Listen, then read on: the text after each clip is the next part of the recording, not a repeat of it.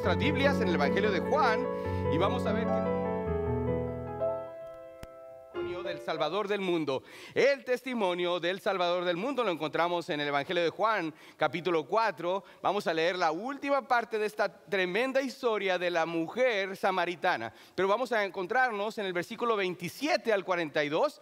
Así que los invito a que nos acompañen a través de los medios sociales, viendo en su pantalla los versículos de los cuales estaremos leyendo en un momento. Sea bienvenido cada uno de ustedes que nos acompañen esta tarde. Es de gran bendición tenerlo con nosotros. El testimonio del Salvador del mundo lo encontramos en Juan, capítulo 4, del versículo 27 al 42. ¿Estamos ahí, mis hermanos? Amén.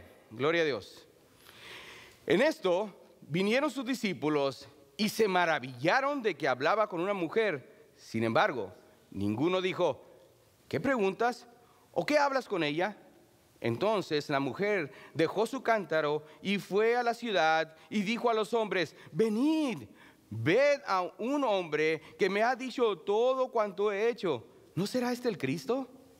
Entonces salieron de la ciudad y vinieron a él. Entre tanto los discípulos le rogaban diciendo, Rabí, come. Él les dijo, yo tengo una comida que comer que vosotros no sabéis.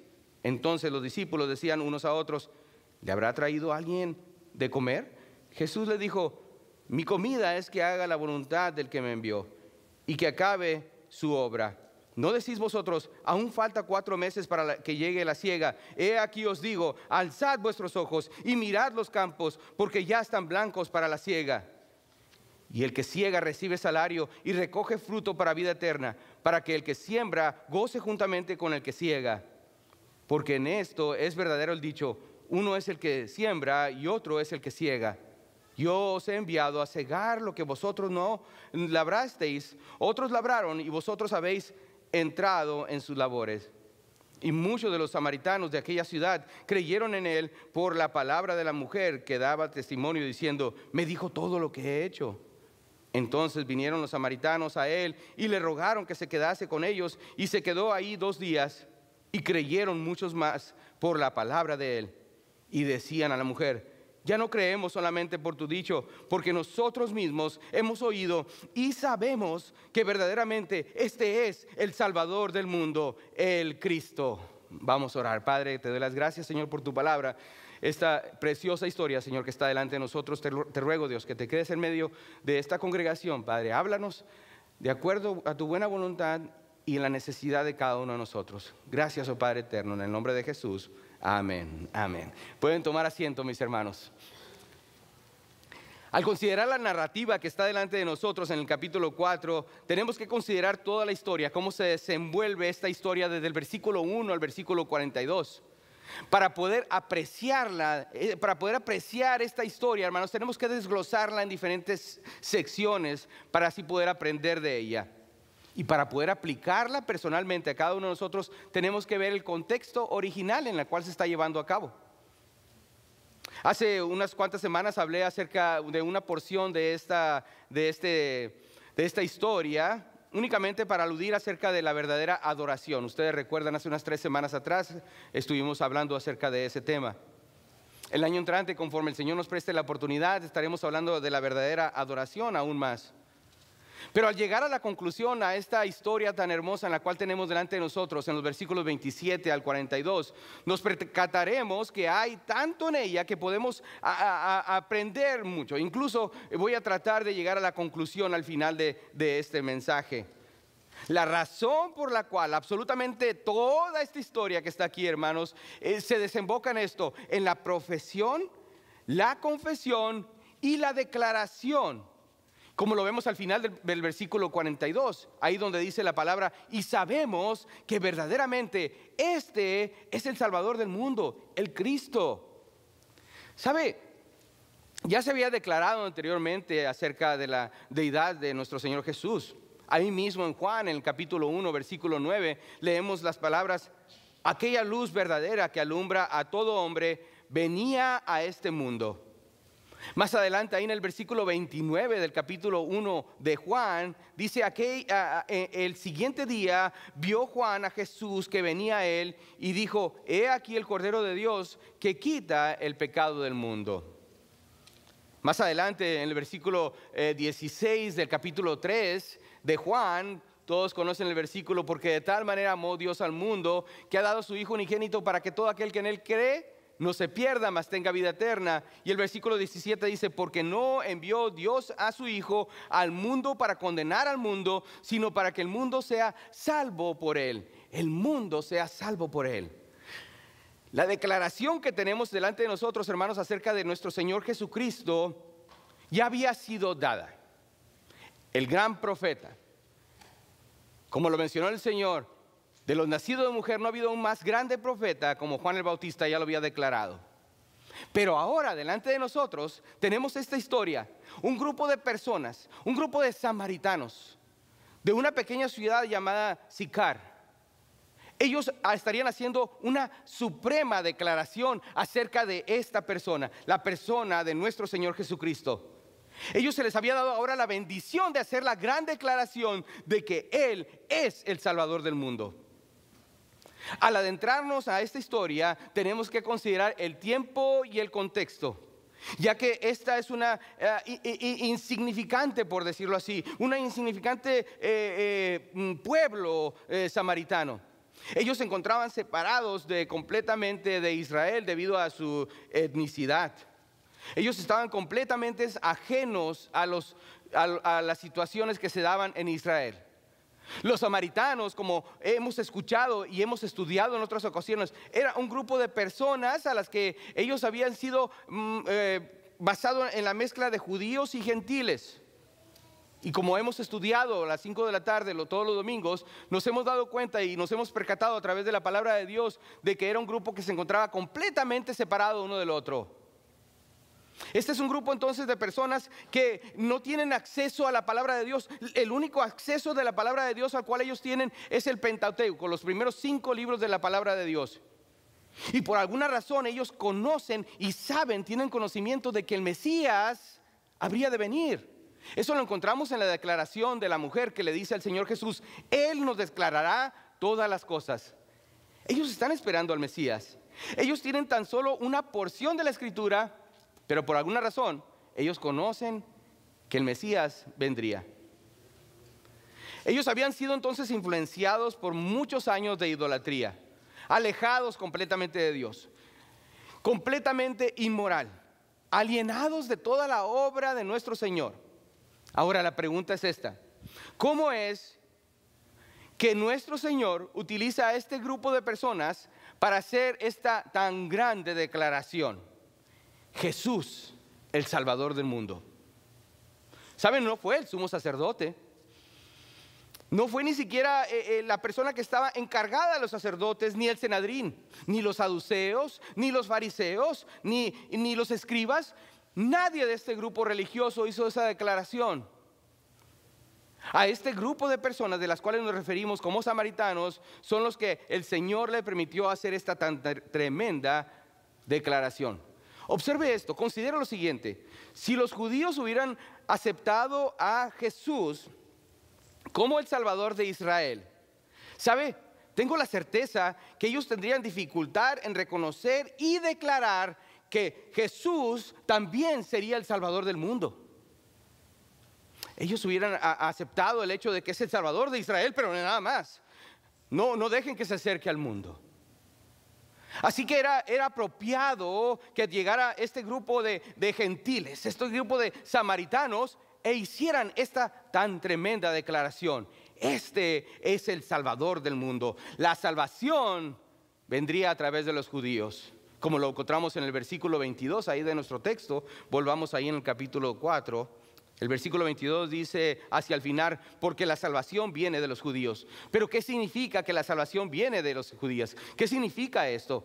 Bueno, la verdad es que la salvación que vino a través de las Sagradas Escrituras ha sido nombrada una y otra vez en el Antiguo Testamento, y el Antiguo Testamento vino a través de los judíos. Los judíos estaban involucrados completamente en todo lo que tenía que ver con el Antiguo Testamento. Incluso quiero que vaya conmigo a Isaías. Vamos a un pasaje donde podemos observar cómo ratifica esta información en Isaías 42, del versículo 1 al 6. Isaías se encuentra en el Antiguo Testamento. Por favor, no pierda su lugar ahí en Juan 4. Más adelante regresaremos una vez más. Pero en Isaías 42, del versículo 1 al 6, escuche lo que dice si no lo ha encontrado en su Biblia. Dice el Señor: he aquí mi siervo, yo le sostendré, mi escogido, en quien mi alma tiene contentamiento. He puesto sobre él mi espíritu. Pausa hasta ahí un momento. ¿De quién se está refiriendo? ¿De quién se refiere? Del Señor Jesús. Él traerá justicia a las naciones. No gritará ni alzará su voz, ni la hará oír en las calles. No quebrará la caña cascada, ni apagará el pábilo que humea. Por medio de la verdad traerá justicia. No se cansará ni desmayará hasta que establezca en la tierra justicia, y las costas esperarán su ley. Así dice Jehová Dios, creador de los cielos y el que lo despliega, el que extiende la tierra y sus productos, el que da aliento al pueblo que mora sobre ella y el espíritu a los que por ella andan. El versículo 6: yo Jehová te he llamado en justicia y te sostendré por la mano, te guardaré, te pondré por pacto al pueblo, por luz, ¿qué dice? De las naciones. Al referirse de las naciones se está refiriendo entonces a los pueblos que se encuentran fuera de la área de Israel, a los gentiles, a nosotros. La profecía acerca del Mesías le dice nuestro Padre Celestial a través de Isaías que Él sería luz a las naciones. Ahora observe conmigo el versículo 6 del capítulo 49 de Isaías. Quédense conmigo ahí en el versículo 49, capítulo 49, versículo 6, donde dice lo siguiente. Dice: poco es para mí que tú seas mi siervo para levantar las tribus de Jacob y para que restaures el remanente de Israel.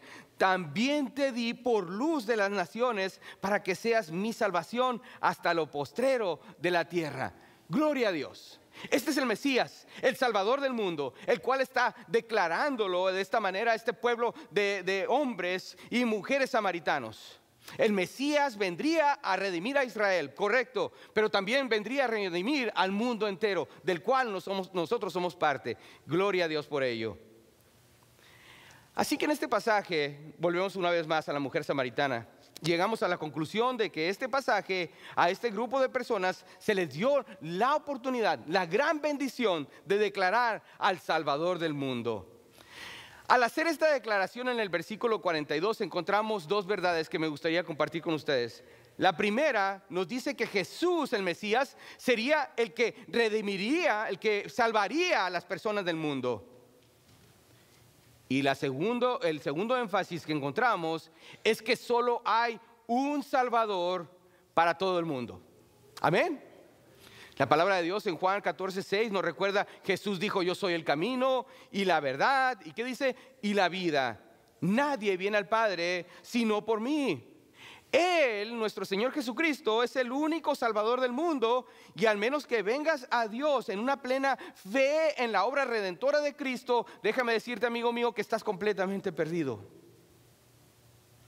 La palabra de Dios nos dice que solo hay un camino, y Él es Jesús. ¿Puedo escuchar un amén? ¿Están conmigo? Por eso es que os dije que moriréis en vuestros pecados, dice la palabra en Juan 8:24, porque si no creéis que yo soy, en vuestros pecados moriréis. ¿Saben? Este mundo que enfatiza tanto en ser inclusivo y dejar que cada persona piense como sea, siempre y cuando no le haga daño a nadie. Déjeme decirle que eso acarrea muerte. Ya que si cualquier religión, cualquier manera de pensar que no acepta a Jesucristo como la única forma de llegar al Padre, permítame decirle que no viene del Dios verdadero. De hecho, déjeme ir más allá.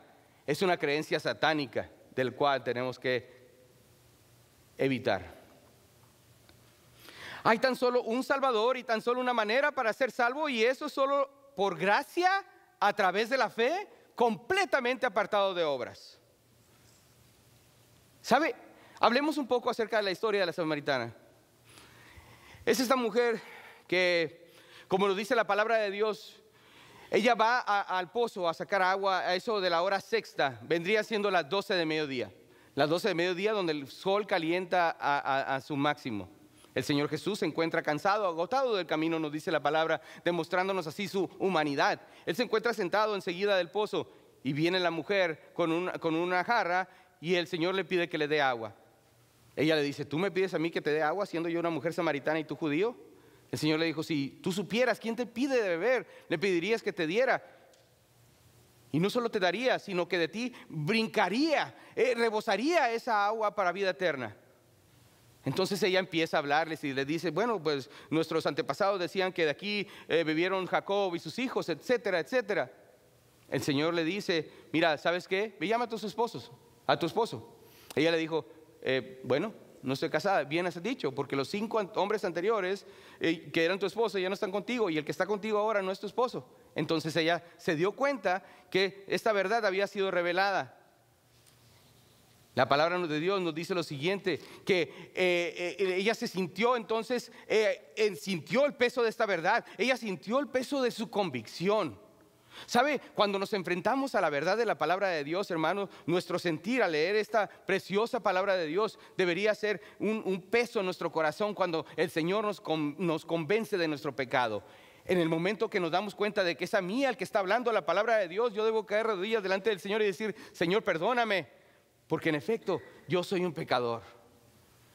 Esta mujer se vio confrontada entonces en ese momento por la verdad de la palabra de Dios.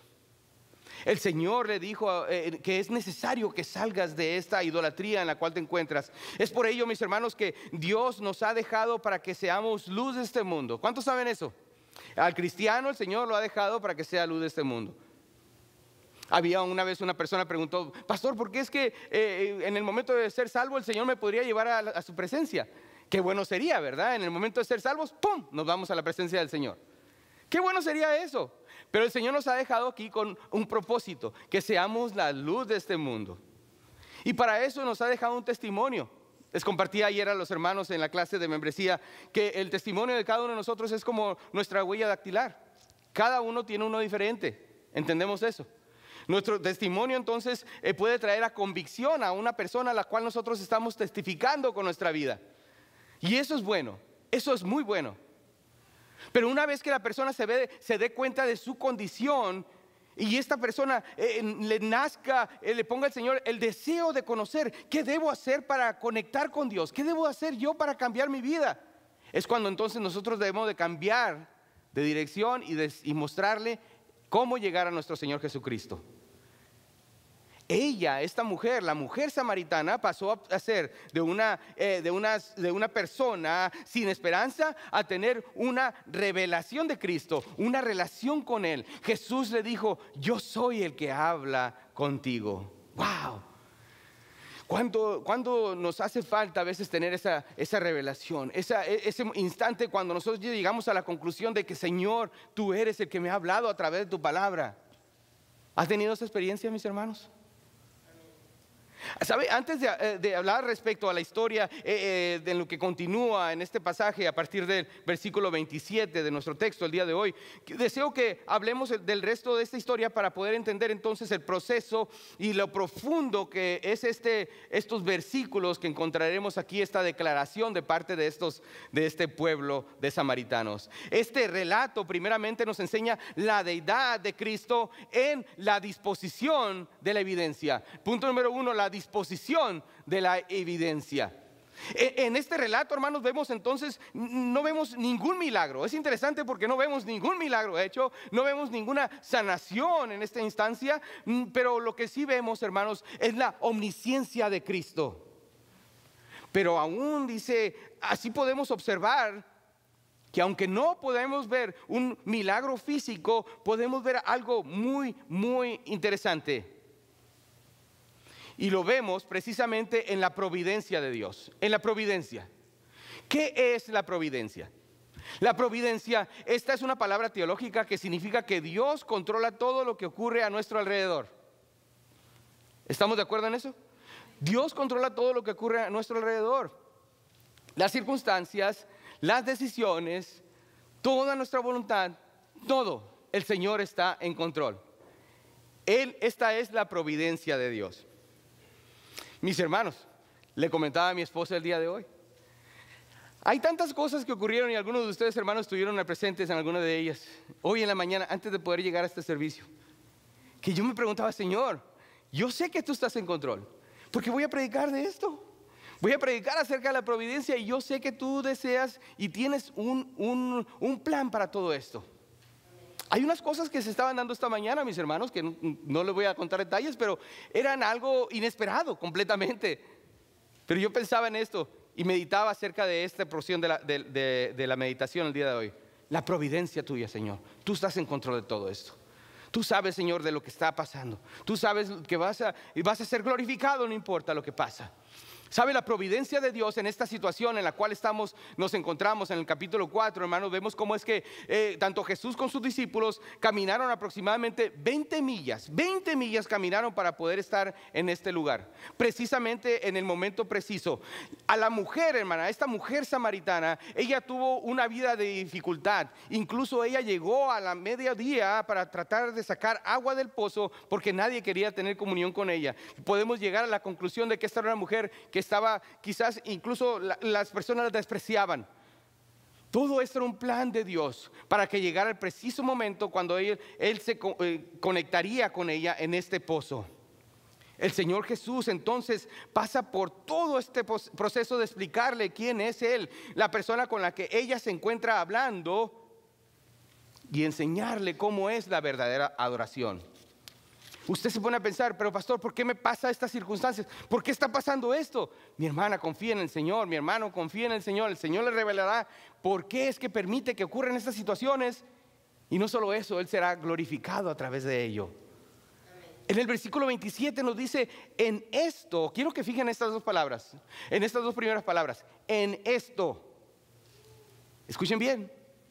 Dice, bueno, pues ¿qué tanto hay en esas dos pequeñas palabras? En esto dice la palabra de Dios. Este es el preciso momento de lo que está diciendo. Estas palabras no serían usadas en este relato por el autor, por el Espíritu Santo, al menos de que él quiera enfatizar en algo esencial. En esto dice la palabra de Dios. En este preciso momento, cuando Jesús declara a la mujer quién era él y pone en su mente este pensamiento, la mujer no pierde el tiempo y sale apresurada de vuelta a su pueblo para comunicar lo que había ocurrido. En esto, dice la palabra de Dios, vinieron sus discípulos.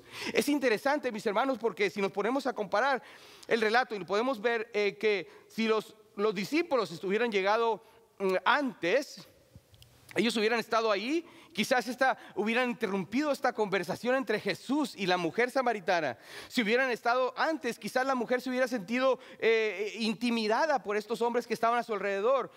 Si hubieran llegado después, no se hubieran enterado de la conversación que nuestro Señor Jesús tuvo con esta mujer en ese momento, cuando el Señor Jesús destroza completamente años de prejuicio y egoísmo cultural, ya que ellos como judíos no podían hablarle a una mujer samaritana, mucho menos de la salvación del Mesías.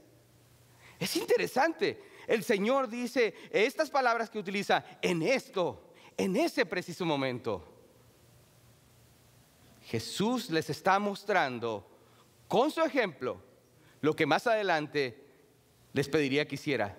Y me seréis testigos en Jerusalén. ¿Qué dice la palabra? En toda Judea, en Samaria y hasta lo último de la tierra. Déjeme hacer una pregunta. ¿Dónde está su Samaria?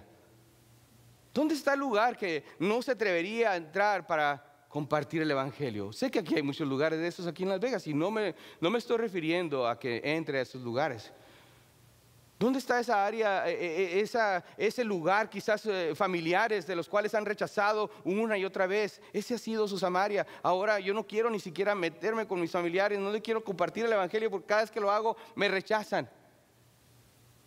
Quizás esa persona está esperando que venga y que tenga ese encuentro en ese momento.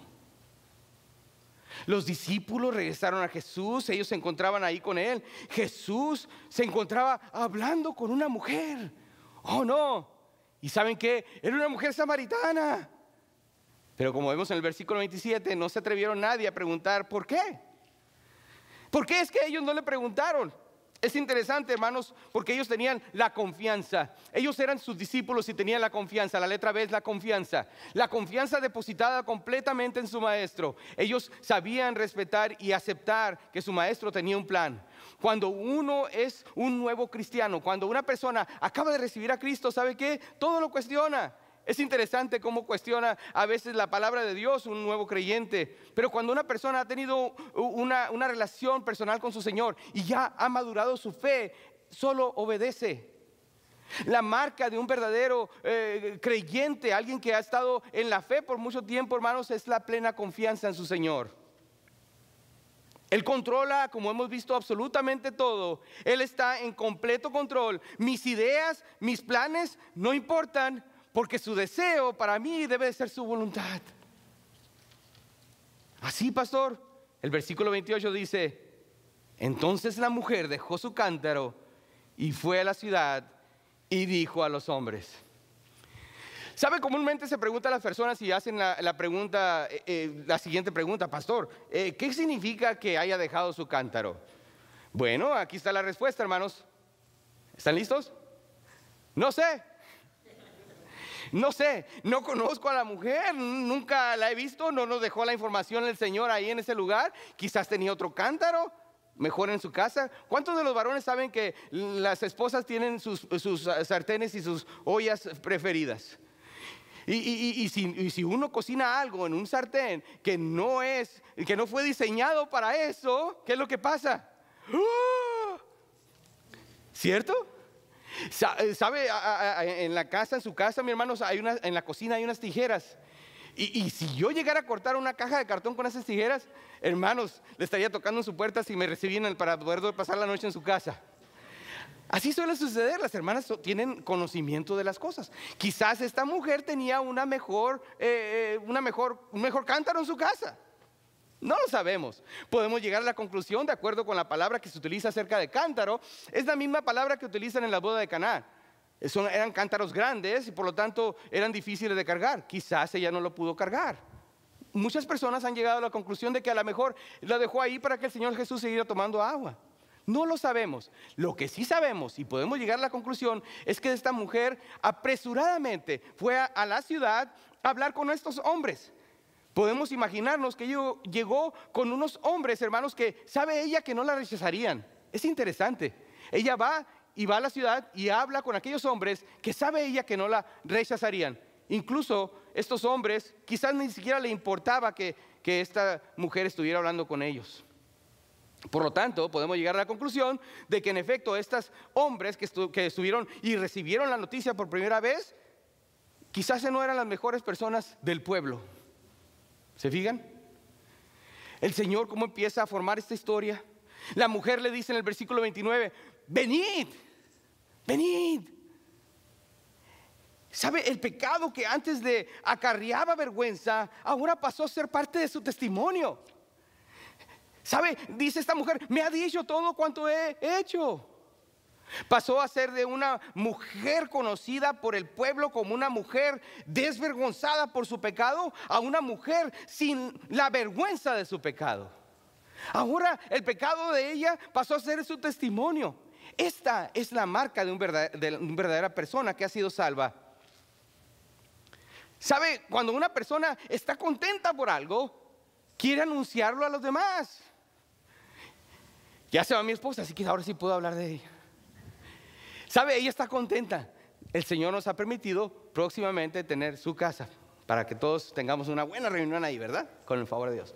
Y yo sé que mi esposa anda enseñando a todo el mundo las fotos y está contenta de su casa.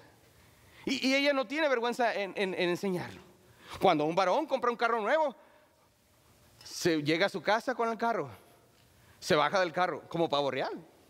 ¡Wow! Y casi le pita todo, para que todos los vecinos sepan que ya llegó el nuevo vecino con su carro nuevo. No les da vergüenza enseñarlo, ¿verdad? Al contrario, mira, tiene rines nuevos. Y mira el estéreo. Tunga, tunga. Ah, no, eso no, espero que no sea así. Cuando unos padres están orgullosos de sus hijos, de que está haciendo un buen trabajo en la escuela, ¿qué es lo que pasa? Van y le ponen una calcomanía atrás, como dice, mi hijo está en el honor roll. No les da vergüenza. Es interesante, mi hermanos, a esta mujer no le dio vergüenza salir, recorrer el camino de vuelta a casa y hablar con aquellas personas que quizás habían sido rechazadas por en la misma sociedad y decirles, he encontrado al Mesías. ¿Sabe? ¿Estamos dispuestos a compartir de Jesús con otras personas y decirle lo mucho que le ha perdonado?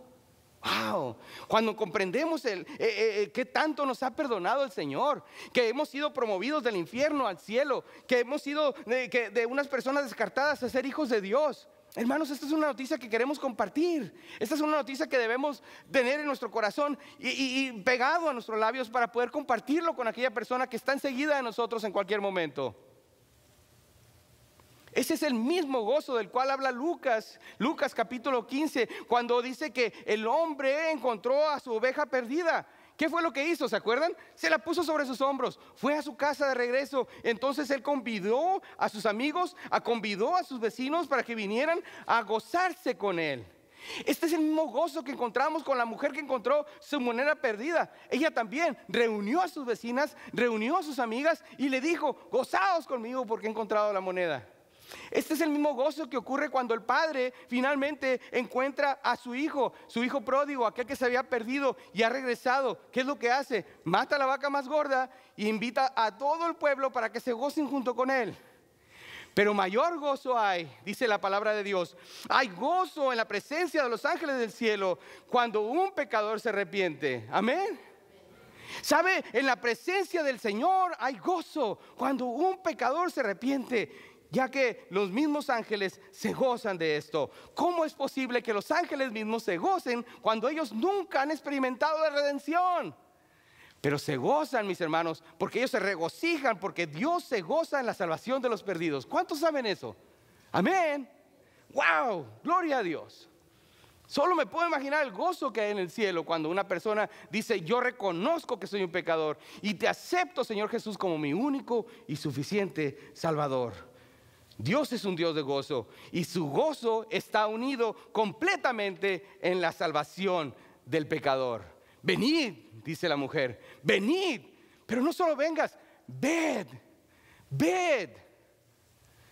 ¿No será este el Cristo? ¿No será este del cual hemos leído a través del tiempo? ¿No será este el Cristo? Esta es la disposición de la evidencia. Ahora veamos el punto número 2, la prioridad de la evidencia. La prioridad de la evidencia. ¿Cómo es que sabemos que el Salvador, Jesús es el Salvador del mundo? Bueno, por su prioridad. Vayamos una vez más al capítulo 4 de Juan y veamos del versículo 31 al 34. Dice la palabra de Dios: entre tanto, los discípulos le rogaban diciendo: Rabí, come. Y les dijo: yo tengo una comida que comer que vosotros no sabéis. Entonces los discípulos decían unos a otros: ¿le habrá traído alguien de comer? Jesús les dijo: mi comida es que haga la voluntad del que me envió y que acabe su obra. ¿Cuál es la obra de Dios a través de la historia de la humanidad? ¿A cuál ha sido la obra de Dios? La salvación, la redención. Lucas 19:10 nos recuerda: porque el Hijo del Hombre vino a buscar, ¿y qué? A salvar lo que se había perdido. Esta es la obra de Dios. La naturaleza de Dios es ser el Salvador. Él es el Salvador de todos aquellos que le reciben. No lo niegue, recíbalo hoy. Su misericordia, dice la palabra, ellas son nuevas cada mañana. Grande es tu fidelidad. Estas son aquellas que nos llevan al arrepentimiento. Cada una de las misericordias de Dios nos deberían de traer de regreso al arrepentimiento. ¿Qué es lo que le deleita a Dios? Si se ha preguntado en alguna vez, ¿qué es lo que de veras le deleita a Dios? Le deleita la salvación del pecador.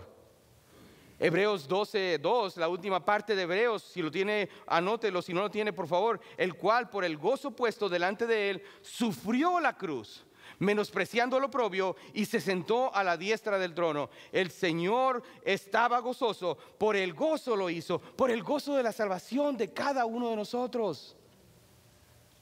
¿Sabe que Jesús es el Salvador del mundo por la evidencia de su providencia y la evidencia de quién es por su prioridad? El enfoque de su vida, entonces, hermanos, es siempre la salvación. Él ha venido a buscar y a salvar lo que se había perdido. Y el punto número 3, rápidamente, la evidencia de la profecía. La evidencia de la profecía.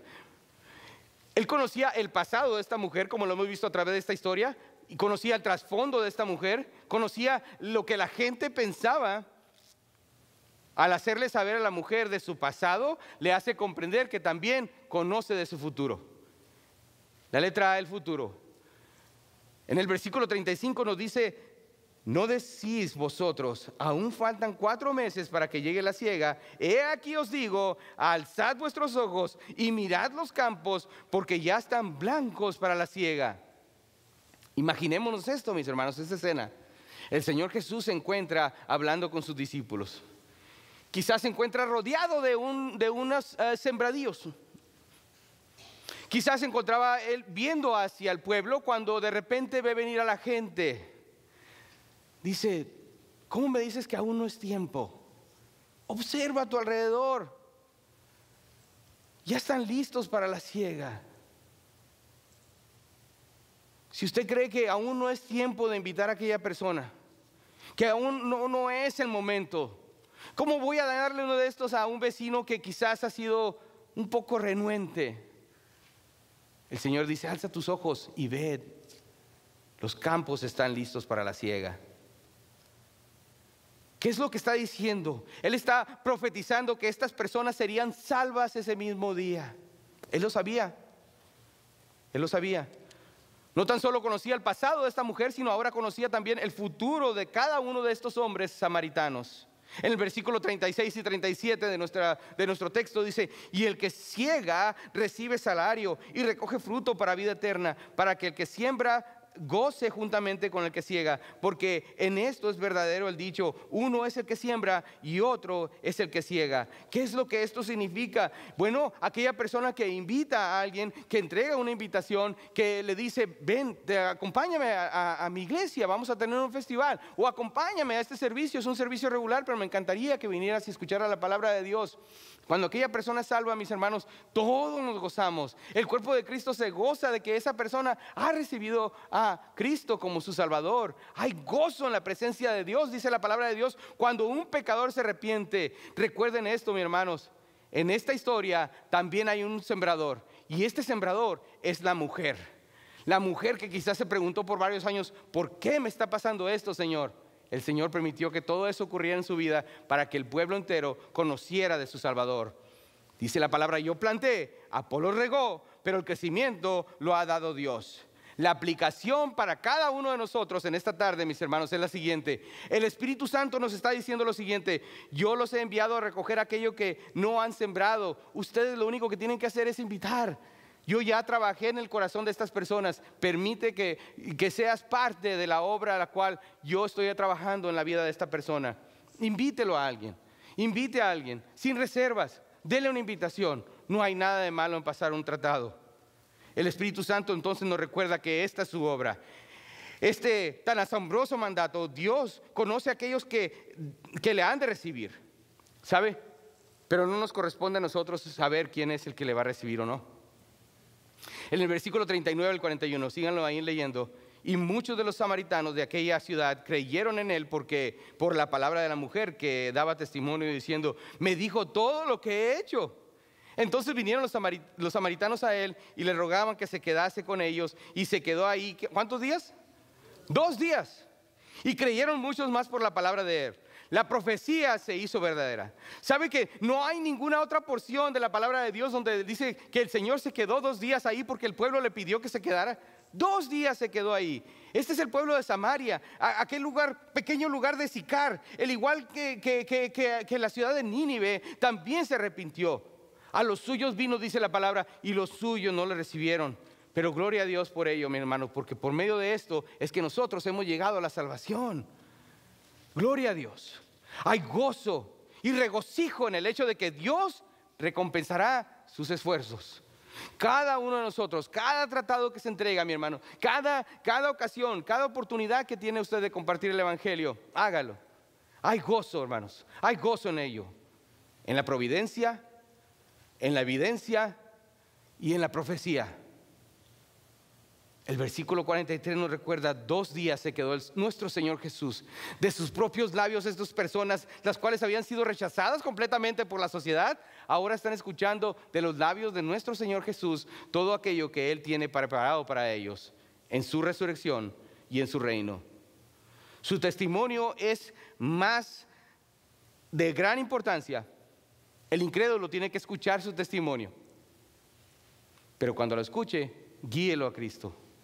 tráigalo a sus pies. Dele el testimonio de nuestro Señor, el Salvador del mundo. La providencia, las prioridades y la profecía, todo esto da testimonio de Jesús y de quién es Él. Este es el Salvador del mundo, amén. Jesús es el Salvador del mundo. De ninguna manera se avergüence de esta gran verdad. Porque estos hombres samaritanos no se avergonzaron, la mujer no se avergonzó, y nosotros, sus hijos, no debemos avergonzarnos de quién es Jesús. Él es el Salvador del mundo. Padre, te doy las gracias, Señor, por este tiempo, Señor, que me has permitido exponer este tema tan importante, Señor, que ha cautivado mi corazón. Padre mío, te doy las gracias, Señor, por este tiempo. Te ruego que por favor, Señor, bendigas la siguiente oración. Por favor, todos orando, nadie viendo. Si usted tiene a una persona en su corazón, en su mente en este momento, incluso que usted quisiera invitar y que no ha tenido la oportunidad, o quizás no ha tenido las suficientes palabras para poder hacerlo. Si hay alguien ahorita en este momento, aquí en este recinto, que tiene a alguien en su mente y que dice: pastor, yo quiero invitarlo, pero no sé cómo. Levante su mano donde está, permítame orar por usted.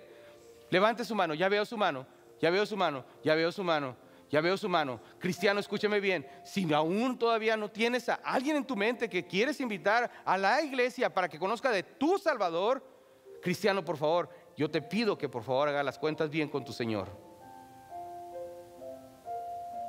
Hubo alguien que te invitó a su iglesia. Puede bajar tu mano, gracias, gracias. Te hablo a ti, Iglesia Bautista Libertad, es tiempo. Los campos están blancos, están listos para la cosecha. La cosecha se aproxima. ¿Estás listo? Prepara tu corazón. Prepara tu corazón. Usted dice, quizás nos acompaña por primera vez: ¿sabe? Yo no entiendo esto. Yo no sé de qué salvación estás hablando. No tengo la noción, la más mínima noción. Pero sí sé algo. Algo me trajo aquí a este lugar. Si es así, amigo que nos acompaña, yo te pido que considere lo siguiente. La palabra de Dios dice: por cuanto todos pecaron y están destituidos de la gloria de Dios. Todos, me incluye a mí también, a ti también. Y por lo mismo, por estar separado de la gloria de Dios, si murieras en este momento sin haber hecho una decisión por Cristo, estarías condenado por una eternidad. Yo te invito para que hagas una decisión por Cristo. Ahí mismo donde estás, por favor, ora las siguientes palabras. Gracias por habernos acompañado. Si el mensaje de la palabra de Dios fue de bendición para usted, síganos a través de los medios sociales, a través de YouTube, Facebook y por supuesto nuestra página de internet en experienceliberty.com. Nos encantaría que nos pudiera visitar. Si usted desea hacerlo, nos encontramos en Las Vegas, Nevada, y esta es la dirección donde usted nos puede encontrar. Gracias por habernos acompañado. Para nosotros es una bendición el poder saber que nos está viendo a través de este medio. Aquí lo esperamos todos los domingos a la 1:15 de la tarde, es la hora de nuestro servicio hispano. Estamos para servirle. Esperamos pronto verle por acá. Gracias por habernos acompañado. Que Dios le bendiga.